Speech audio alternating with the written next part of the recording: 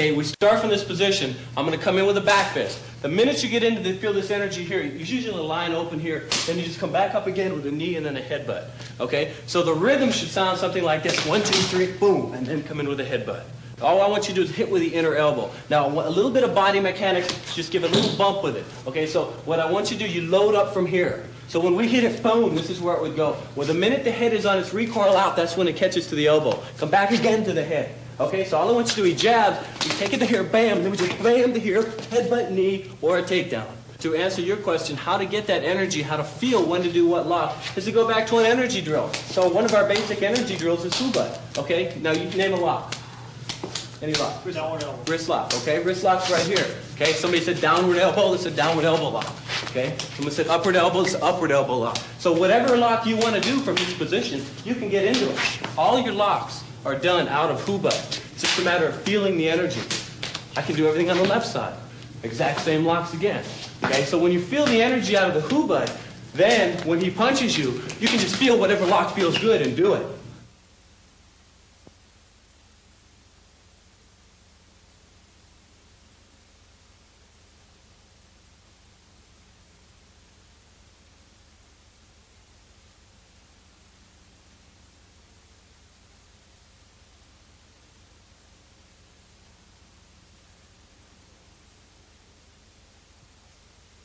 Hi, I'm Paul Vunak, and this video is about attributes. I'd like you to know right up front that this isn't going to be a technique video. If you're looking for techniques in Jeet Kune Do, I've got 6 tapes out. Go ahead and check those out. But this particular tape is about attributes, and attributes are about the way techniques are done. There are thousands of martial arts styles, and each style claims that they're the best. Everybody wants to know, as I travel around, what's better, Paul? Is Thai boxing better than Savate? Is trapping better than kicking? Is punches better than traps? That's not the mentality I'm looking for. It's that linear logic of the Western mind that keeps most martial artists complacent. What Bruce tried to do is he tried to break us out of that mold. He would say, we want to get to the roots of the problem. And the roots of the problem do not lie within technique. They do not lie within martial arts style. The roots of the problem lie within attributes.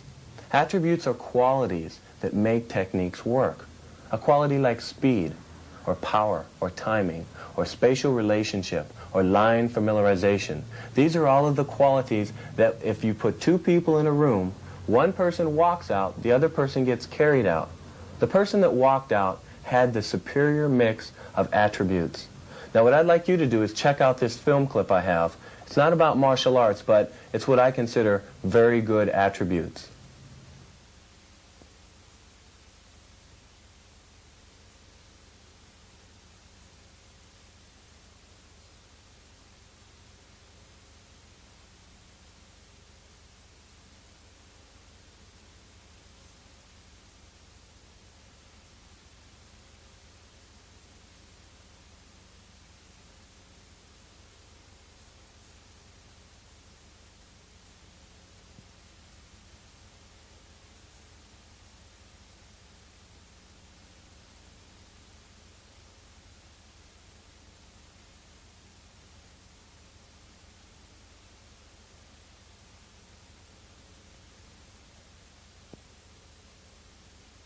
What you just saw here was the epitome of attributes.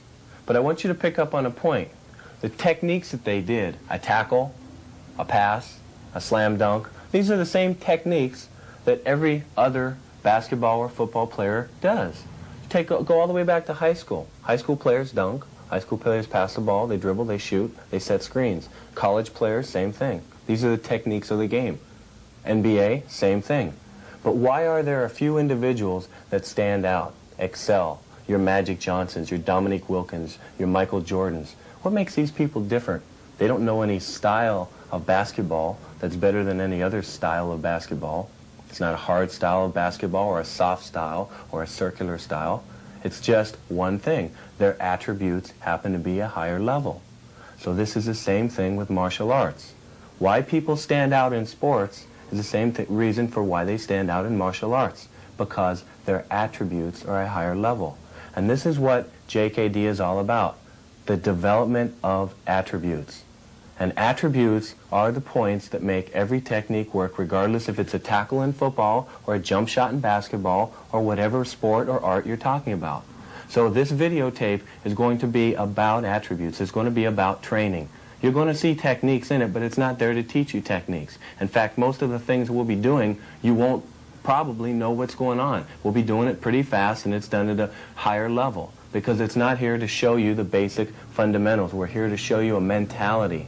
If you can pick up this tape and check out the mentality, and if we can just raise your level of understanding of why somebody wins a street fight, and that is because of the superior mix of attributes. If we can just raise that level and give you a feeling through you watching the tape, this is my goal. I'll be a happy camper. So with this in mind, we're going to go to the gym, and the first attribute we're going to work is body mechanics. As I said before, the weapons bring out the body movement, particularly the blade. When you touch with a blade, in order to do damage, you have to slice with it. So it's not a hitting weapon as much as a slicing weapon. And in the process of this slicing, you're moving your body. It creates a necessity to twist, to turn. It brings out the body mechanics. So what I'm going to do is I'm just going to go through what we call carenza, which is shadow boxing in the Philippines. They use any of the weapons that we have, single stick, double stick, knife. I'm going to use a long blade. I want you to keep in mind that every weapon we pick up brings out a little bit something different. The long blade brings out a lot of twisting, a lot of cross steps. I'm just going to go through a few motions. Just try to key in on what I'm doing, particularly the footwork.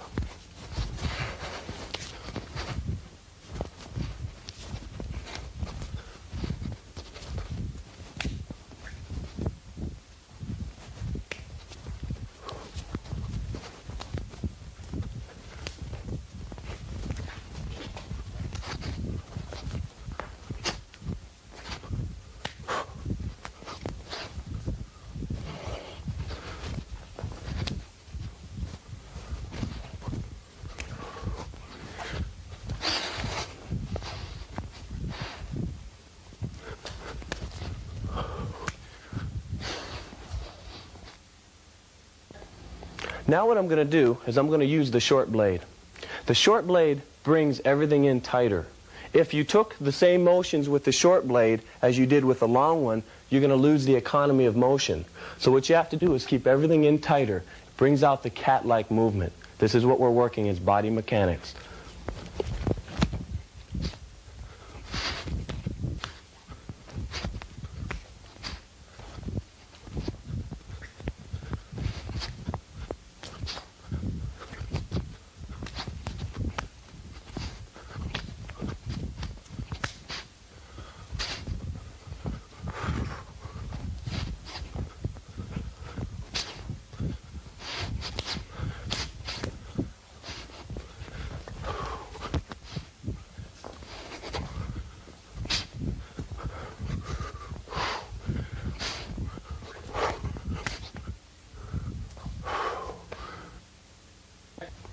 Now, remember, we're working body mechanics. And the body mechanics with a knife transpose itself to empty hands. Let's just take one technique. Mark, you give me a jab.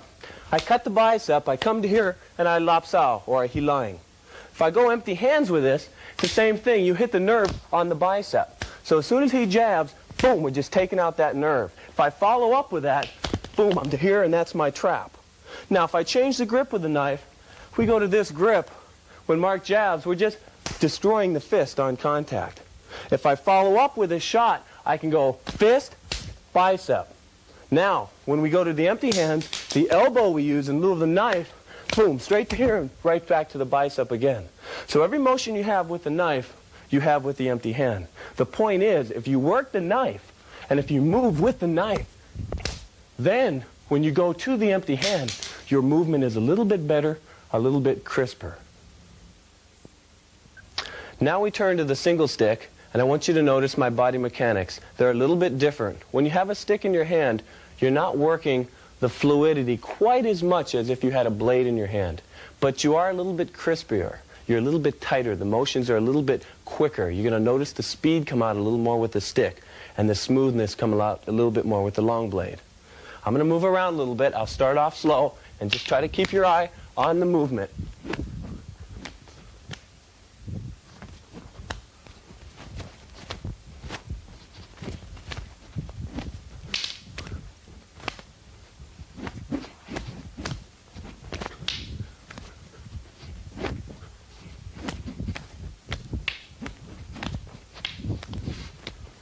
Now on round 2, I'm going to slow it down and I'm going to go over some of the different strikes that you use with the stick. And I want you to notice that because of the variety of strikes you have with the stick, each strike brings out a different type of body mechanic. For example, this is an abanico.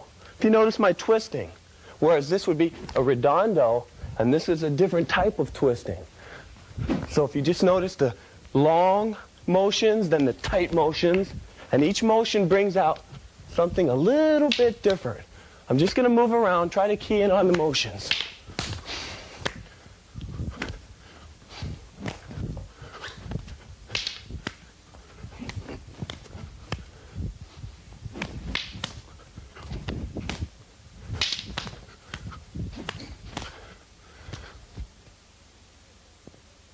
Good. Now in this round I'm going to implement a little bit more footwork. I'm going to turn on the speed just a little bit. Keep an eye on the stick.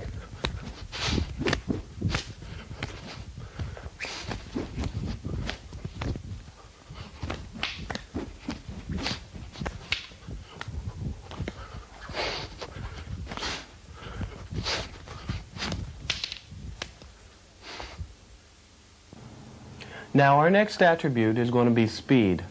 Speed is something that everyone's interested in, but it's very elusive. There's so many different types of speed. You have perceptual speed, performance speed, initiation speed, alteration speed. Speed is a matter of the brain, and it's not a matter of the body so much. Speed is a way of thinking. So what we're going to do in the tape is we're going to just show you how we would train when we train speed. We're going to hit the focus gloves the way we normally would. But you're going to look at it and say, how am I going to get any faster watching this guy punch? And if you understand that speed is a question of the brain, then how you're going to get faster by watching somebody punch the focus gloves is going to be just the way they do it. The intensity, the way they wait, and then you build up, and then you finally explode. So if you understand that speed is a question of the brain, and it's a question of getting the signal from the brain to the muscle in a more efficient manner, then that's the first step in getting faster. Just the knowledge of knowing that it's up here and it's not here. So what you want to do is get used to shooting a lot of juice from the brain to the muscle. Just get used to just getting yourself pumped up until, boom, you can just explode into something, and then you sort of relax.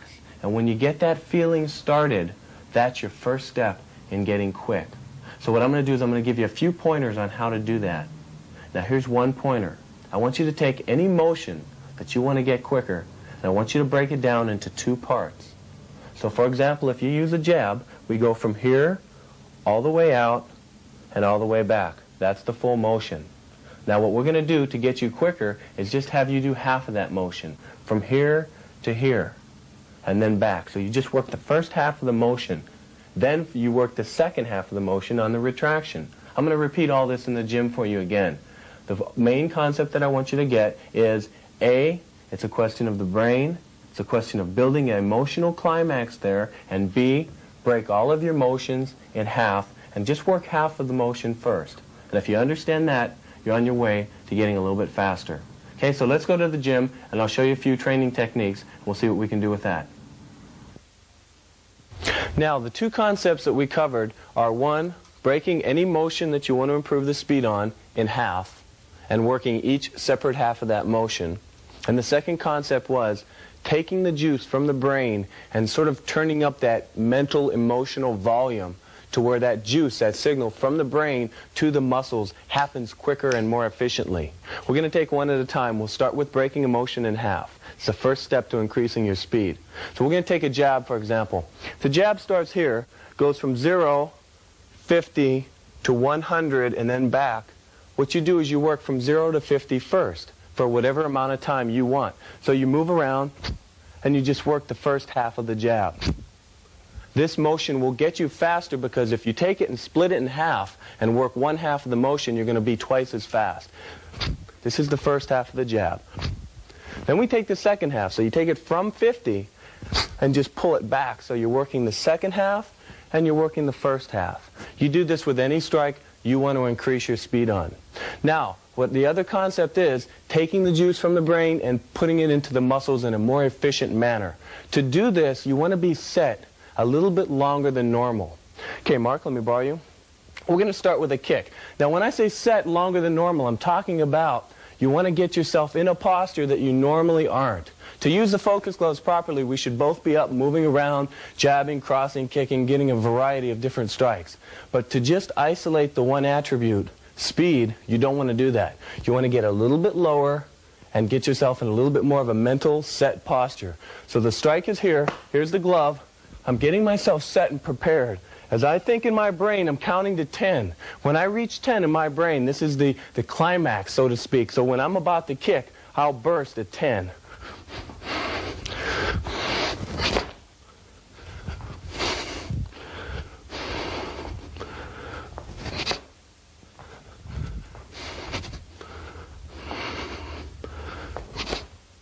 Good. Now, Mark, let me pull you over here. Now what we're going to do is I'm going to do the same thing with a jab. Just want you to notice that I'm waiting and I'm building emotion until I reach its pinnacle, and then I let it go.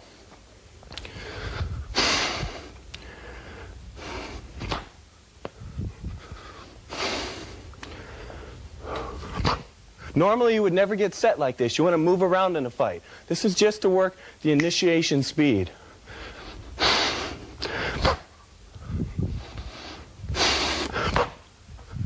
Sometimes when you're here, just fake. Other times, put the whole motion in. Just remember one thing. The key to speed is increasing that signal from the brain to the muscle.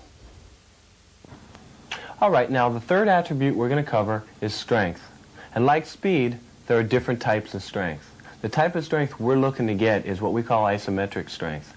Like in Asano, when you touch him and lock up with his arms, chi saoing, sort of feels like an iron band. It feels like you could do a chin-up on his arms. This is a sort of strength. Bruce had this type of strength. It's developed through isometrics. So what we're going to do is we're going to go to the gym, and I'm going to discuss all the different types of strength with you and how to get the particular type of strength that's most conducive for what we do. In talking about strength, I want you to know that there are several different types of strength. You have power lifters. Power lifters are good at lifting a lot of weight from a static position. Then you have bodybuilders. Bodybuilders lift about 3/4 of their max over and over again. This is for the aesthetics. We're not interested in that at all. Then you have swimmers. You have wrestlers. You have gymnasts. All of these are different types of strength. Our definition of strength is to be able to move a body from point A to point B. What Bruce found out was the best way to do this was through isometrics. Isometric is a different type of strength. It develops what we call tendon strength. You're what I call a sleeper, which is a person that has an average build but is definitely above average in strength. So in developing isometric strength or tendon strength, we do this through a series of specialized drills. Basically, when you're moving the arm, you're pumping the blood flow into the muscle. This is developing muscular size. Not that there's anything wrong with muscular size, but when you're stopped, this is the isometric. When you're at the isometric position, this is where the pressure is at the joint. And the joint is where tendon connects muscle to bone. This is where isometrics kick in. So what I'm going to do now is I'm going to show you a series of specialized drills that are formulated just to develop tendon strength. Now what I'm going to do is I'm going to give you a principle rather than going through the hundreds of thousands of exercises that you can do to develop the different muscles in your body. And the principle is this. Let's take bench press for example. If you're bench pressing 200 pounds and if you do it 10 times, the first 8 didn't do a whole heck of a lot. They got your blood pumped to the muscle. They'll maybe get you a little bit bigger. The last couple, right when you're at this point here, when you're closer to that isometric stage, the last couple of reps you do are what are going to get you real strong. So the principle of isometrics is very simple. You pick up at that 9 and 10 point on the bench press. So basically you do not move. So if you wanted to develop the same muscles that you were in a bench press, you would go up against a wall and you would push. And you're pushing here as hard as you can for a series of about 10 seconds. 10 seconds is all you need with isometrics. So the bottom line is this. Any exercise you want to develop or any muscle you want to develop, you just basically put yourself in the position to where you cannot move. Let's say, for example, you want to develop your jab. If you want to develop your jab, that's basically your tricep and your shoulder. You're going to get on the wall and you're going to push right here. Now, isometrics has one drawback, and that is you only strengthen the exact position that you're in. For example, if I'm doing a curl, my entire arm is getting strong from point A to point B. Whereas in isometric, it would be strong here, but then I'd have to do it here again, and then here again. So with an isometric posture, you'd always break it down into 3 sections. So let's say, for example, if I'm going to do a punch, let's say the Wing Chun punch, the Jek Chun Choi. If I start with my fist here, once again I would get on the wall and push close. Then I would hold it for about a 10 count in the middle, and then about a 10 count almost all the way locked out. Then I've covered all 3 positions. Now if you have a squat rack, you can turn this into an isometric rack by pulling your bar out. You put this bar at any position you want. We found out in trapping range, which is a range we like to specialize in, shoulder and forearm strength is very important. One very good exercise for the forearm, I'm just going to give you a few exercises, mainly I want you to get the principle, is you put this right at your own forearm level. Put your arm under it, and you're pulling up. You want to hold it for a count of 10. Once again, you want to work different angles. Now what we like to do is we would like to work what we call specificity, which is working the exact angle for the exact martial art technique. So what I'm going to do for that, Mark, let me borrow you. If you're interested in Wing Chun, let's say you want to develop your lop sao, which is the pulling hand, what you do is you get into a lop sao position. Then you just lock it out from here, and we both pull. And we're pulling as hard as we can from this position for about 10 seconds. Then we switch to the left, and we do the same thing. This is the lop sao. What you're working here is this forearm muscle. Now if you want to work your shoulders, Mark would get in this position, and I'm going to lift up and out, and you're working your forearms, or your shoulders. Now from this position, I switch it around where my forearms are down, and I'm working his shoulders, and he's going up. Now from this position, say you wanted to work the twisting muscle in the forearm for, let's say, a wrist lock, to have this type of strength. To be able, once again, our concept is to move a body. This is the most important thing. So from this position, we grab the forearms, locking out the elbows, and we're twisting as hard as we can. And we do the same thing on the left. These type of exercises don't get you real big. But once again, you're what I call a sleeper. You're a lot stronger than what you look. So once again, let's review the concept. Isometrics, you hold for 10 seconds. You work all 3 positions. And the bottom line is any particular exercise you want to do or any particular technique you want to do, you use your imagination to fix yourself in the fixed position, and then you hold it for a 10 count. I'm going to give you one more example. Let's just say the foot sweep. If this is a foot sweep, if I come into this position right here, and this is my sweep, this is the muscle I want to use. So for training, we would just lock it out here and hold it. This is now working the inner loin, which is the muscle for our foot sweep. So if you can just take these few examples I've given you and use your imagination, take those principles that you have, and develop your own isometric strength. Our 4th attribute is reflexes. Reflexes is a type of speed, but it's not. And why I say that is the signal does not go through the brain. This is why it's reflexes. For example, if you touch a hot stove, you're going to pull away before the signal ever went to the brain to tell your muscle to pull away. So the concept behind reflexes is that there is no psychic hindrance. You're not thinking. You're just moving. And the best way to just move without thinking is the weapons. The weapons bring out a type of reflexes that is unbelievable because there's an incentive there. If you miss, you get hit. So most of the reflexes that we develop are through the weapons. So what I'm going to do is I'm going to take you to the gym, and we're going to show you some different ways to develop reflexes, once again, through the Filipino martial arts, through their weapons. As I was saying before, reflexes are a feeling. Almost like the feeling of driving down the freeway doing 90 miles an hour, and then you come into the city and you slow down to 55, and that feeling is that you're crawling. So what we're wanting to do is we're wanting to get that same feeling of moving fast. We're trying to get something that will turbocharge our movement. And that's what this stick does. it turbocharges your movement. It gets you to move faster, simply because the stick is moving faster than the empty hand could. So when we're training together, we have to respond to the stick. So what we're about to do now is a training drill. It's called Sombrata, and you're going to watch us respond to the speed of the stick.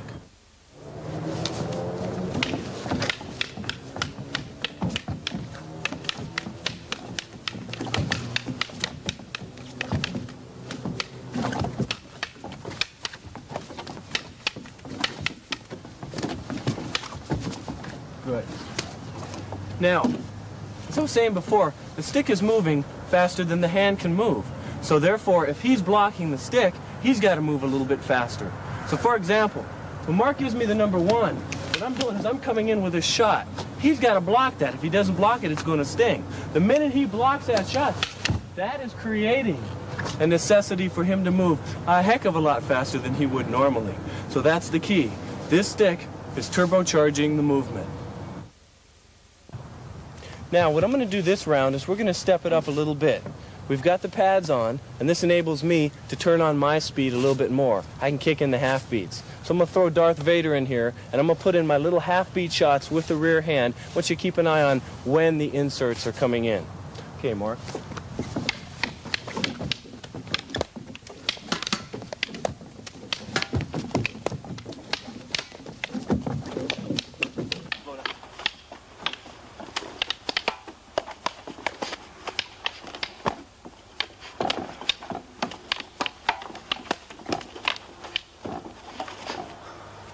Now, what that does is this keeps them honest. We stay flowing back and forth a little bit, and then every now and then I'm putting in that half beat. And that's what he's trying to do, is catch that half beat.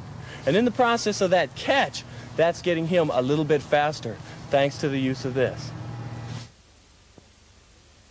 Now, what I'm going to do this round is we're going to use the knife to illustrate the 2 points of reflexes and sensitivity.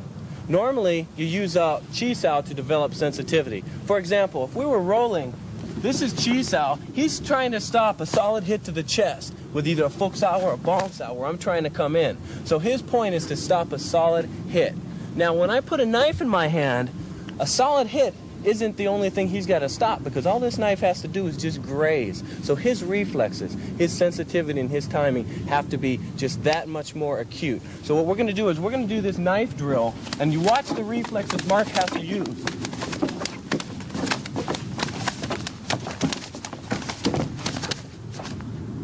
Good. Now what he's doing there is he's stopping the knife from cutting him. I'm trying to thrust at the neck. I'm circling to the stomach. I'm trying to thrust back at the neck again. We'll go another round. I want you to go a little bit slower this round. I want you to see what we're actually doing here. Right at this point, I'm going for his throat. Now I'm trying to cut the stomach. He's preventing me from cutting the stomach with sensitivity until he gets here to the eye shot. Then I'm trying to come back in again. He doesn't know if I'm going to go here, or if I'm going to go down, or if I'm going to come back here or around here. So his reflexes have to compensate for the speed of this knife. Our next attribute is going to be about power. Now, power is the ability to use your strength quickly.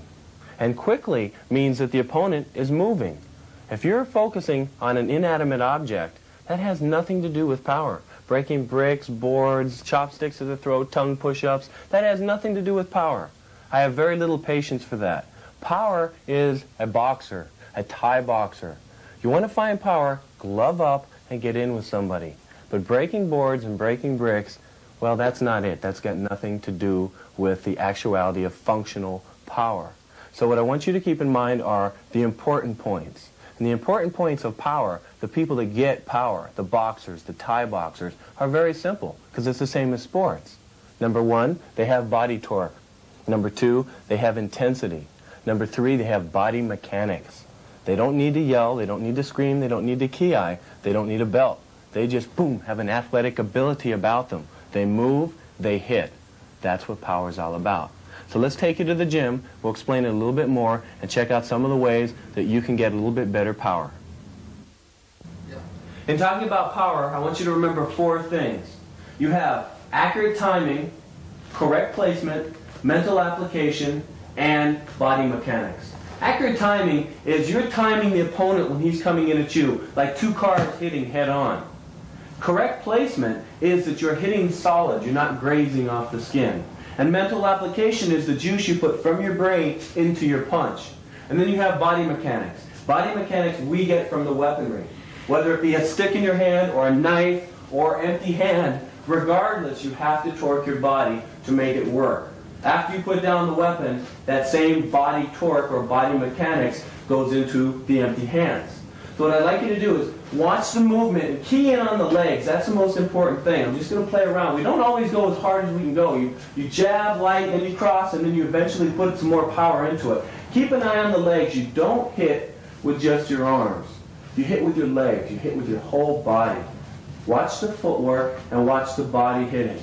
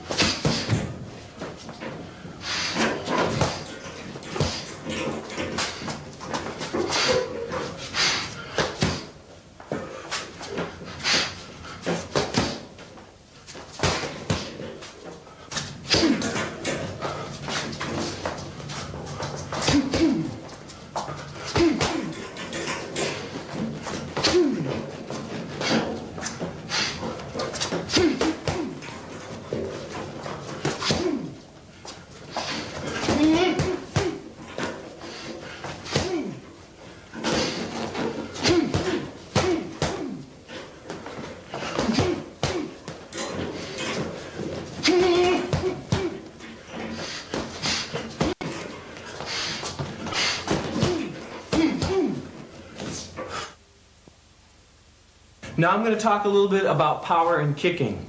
Some of the most powerful kickers are Thai boxers, and the mentality they use is when they go for their kick, they go all out. In other words, there's no psychic hindrances. They don't go halfway and then determine what they're going to do then. They go for it. One of the other things they do is they go through their target. They don't see the front of the target, they see behind it, and they use full torque. We borrowed some of the mentalities from Thai boxing when we kick. I want you to look at the movement and the body torque and the twisting of the waist. Just going to do some Thai low kicks.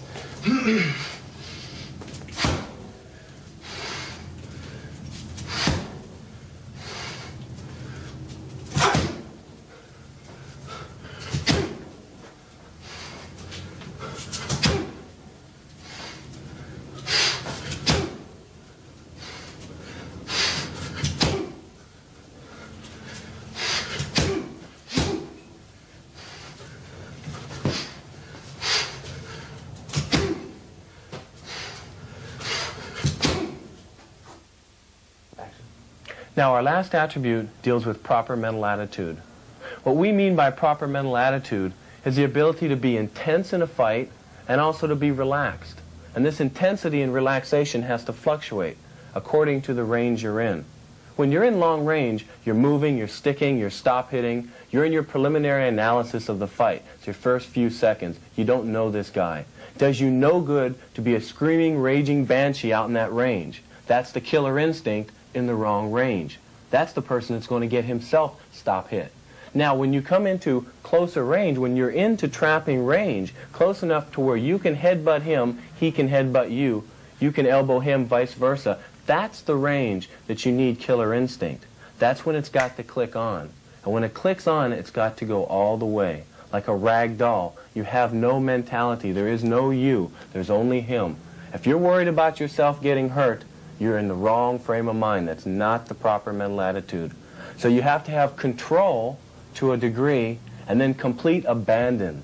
And this control and abandon is, as Carlos Castaneda would say, the warrior's way.